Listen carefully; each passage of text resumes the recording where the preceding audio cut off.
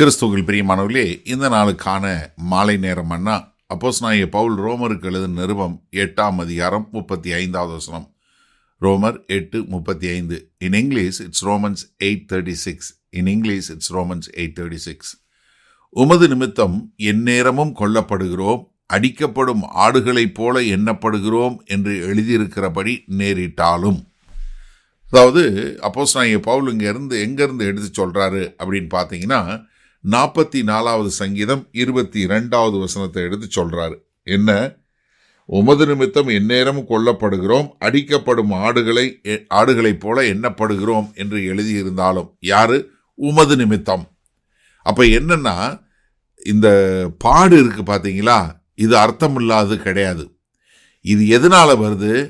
இது தேவன் பேரை வைத்திருக்கிற ஒரு நம்பிக்கையினாலே, அவர் மேலே வைத்திருக்கிற ஒரு விசுவாசத்தினாலையும், அதனால நீங்கள் என்ன பண்ண முடியும்?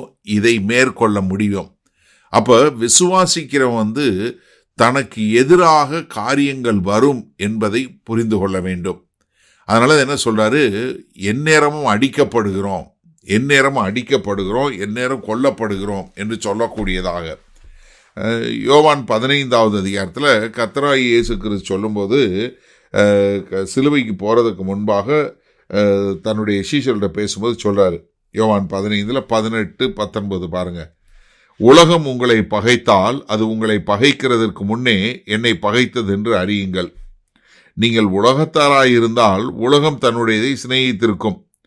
நீங்கள் உலகத்தாராய் இராதபடியினாலும் நான் உங்களை உலகத்திலிருந்து தெரிந்து கொண்டபடியினாலும் உலகம் உங்களை பகைக்கிறது. அப்போ என்ன? நீங்கள் என் கூட இருக்கிறீங்க, என் வசனத்தை கை கொள்றீங்க. அப்போ என்ன? என்னையே வெறுத்தவங்க உங்களையும் வெறுப்பாங்க. அவங்க என்ன பண்ணுவாங்க? உங்களை கொலையும் செய்வாங்க. ஏன்னா அதே யோவான் 16வது அதிகாரத்தில் சொல்லும்போது 2வது வசனம் சொல்கிறாரு, அவர்கள் உங்களை ஜெபாலயங்களுக்கு புறம்பாக்குவார்கள், மேலும் உங்களை கொலை செய்கிறவன் தான் தேவனுக்கு தொண்டு செய்கிறவன் என்று நினைக்கும் காலம் வரும். அப்போ என்ன? நீங்கள் கர்த்தருக்கென்று வாழும்போது இப்படிப்பட்ட காரியங்கள் உண்டாகும் என்று சொல்லக்கூடியதாக. அப்போ இங்கே சொல்லும்போது என்ன சொல்கிறாரு? எப்படி ஒரு ஆடு ஒன்றும் அறியாததாக அதே சமயத்தில் எவ்வளோ ஒரு பலவீனமாக இருக்கிறது, அதே மாதிரி நீங்களும் விசுவாசிக்கிறவங்களும் ஒவ்வொரு நாளும் நீங்கள் என்ன படுவீங்க? பாடுபடுவீங்க. ஆனால் தேவனால் கனப்படுவீங்க என்று சொல்லக்கூடியதா. அப்போஸ்தலனாகிய பவுல் 2 கொரிந்தியருக்கு எழுதும்போது 2 கொரிந்தியர் 4வது அதிகாரத்தில் எழுதும்போது அங்கே மிக அழகாக இதை சொல்லி கொடுக்கிறார். 11வது வசனம் பாருங்க. எப்படியெனில் சாவுக்கீனமான எங்கள் மாம்சத்திலே இயேசுவனுடைய ஜீவன் விளங்கும்படிக்கு உயிரோடு இருக்கிற நாங்கள் எப்பொழுதும் இயேசுவின் நிமித்தம் மரணத்திற்கு ஒப்பு கொடுக்கப்படுகிறோம். அப்போ என்ன? நீங்கள் ஒரு கர்த்தராகிய இயேசு கிறிஸ்துவுக்கென்று விசுவாசமாக வாழும்போது இப்படிப்பட்ட காரியங்கள் நடைபெறும். ஆனால் நம்ம என்ன பண்ண மாட்டோம்? அதை பற்றி பயப்பட மாட்டோம். சரி, இந்த நாளில் இந்த வசனத்தை நம்ம எப்படி எடுத்துக்கொள்வது? அதாவது நம்மளுடைய விசுவாசத்தினுடைய உண்மைத்தன்மை நம்ம எல்லாருக்கும் தெரியணும். ஏன்னா இன்றைக்கு நம்ம கேட்கிற சுவிசேஷம் ஒரு வித்தியாசமான சுவிசேஷமாக இருக்கிறது. ஆனால் வேத வசனம் சொல்லுகிற விசுவாசம் கிறிஸ்துவை பின்பற்றுவது என்பது பாடுகளை சந்திக்கக்கூடியது என்பதை காட்டுகிறது. ஏன்னா கிறிஸ்துவை பின்பற்றி வாழ்ந்தால் நீங்கள் பாடு அனுபவிப்பீங்க.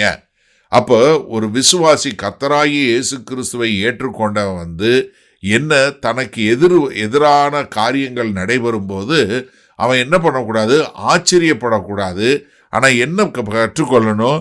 இது சீஷத்துவனுடைய ஒரு பயிற்சி என்பதை கற்றுக்கொள்ள வேண்டும். தயவு செய்து நீங்கள் புரிஞ்சுக்கொள்ளுங்க. ஏன்னா இன்னைக்கு நிறைய பேர் என்ன, இயேசு கிறிஸ்துக்கிட்ட வந்துட்டேன்னா உனக்கு பாடு இருக்காது, உனக்கு பிரச்சனை இருக்காது, இயேசு கிறிஸ்து உனக்கு பெரிய காரு கொடுப்பாரு, வீடு கொடுப்பாரு, இப்படி நிறைய பேர் இருக்காங்க. நான் இதை அடிக்கொரு முறை சொல்லுவதற்கு காரணம் என்னென்னா, இப்போ அங்கே தான் அந்த மாதிரி சபைகளில் தான் கூட்டம் கூடுது. ஏன்னா எல்லாரும் என்ன பார்க்குறாங்க? எனக்கு இயேசு என்ன செய்வாருன்னு தான் பார்க்குறாங்க. இயேசுகிட்ட வந்தால் என் பிஸ்னஸ் ஓடும், இயேசுகிட்ட வந்தால் என் குடும்பத்தில் எது நடக்கும், இயேசுகிட்ட வந்தால் அது நடக்கும் இது நடக்கும்னு சொல்லி பார்க்கக்கூடிய மக்களாக இருக்கிறாங்களே ஒழிய, இயேசு கிறிஸ்துவுக்கென்று வாழும்போது நீங்கள் பாடு அனுபவிப்பீங்க, துன்பம் அனுபவிப்பீங்க அப்படிங்கிற இந்த காரியங்களையே ஒதுக்கிட்டாங்க. அதனால இப்ப நம்ம என்ன புரிஞ்சு கொள்ளணும்னா, கிறிஸ்துவ நிமித்தம் பாடக்கூடியது அர்த்தமற்றது அல்ல.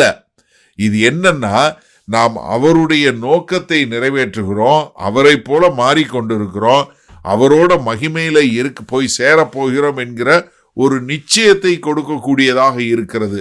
அப்ப எனக்கு அருமையான சகோதரனே சகோதரியே, இது சரியான முறையில பகுத்தறிந்து கொள்வோமா? அப்போ நல்லா தெளிவா தெரிஞ்சுக்கொள்வோம். கிறிஸ்துவை பின்பற்றுவது பாடுகளின் மத்தியில் கொண்டு போகும். அதனால நீங்க பாடுகள் வந்துச்சுன்னா ஆச்சரியப்படாதீர்கள்.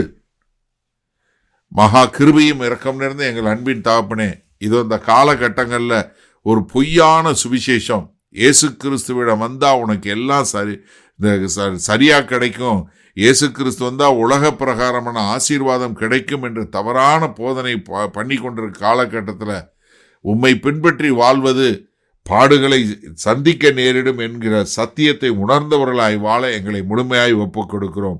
இயேசு கிறிஸ்துவின் மூலம் பிதாவே, ஆமேன். கர்த்தர் உங்களை ஆசீர்வதிப்பாராக. நாம் நாளை காலை தினசரி தியானத்தில் சந்திப்போம். Good night.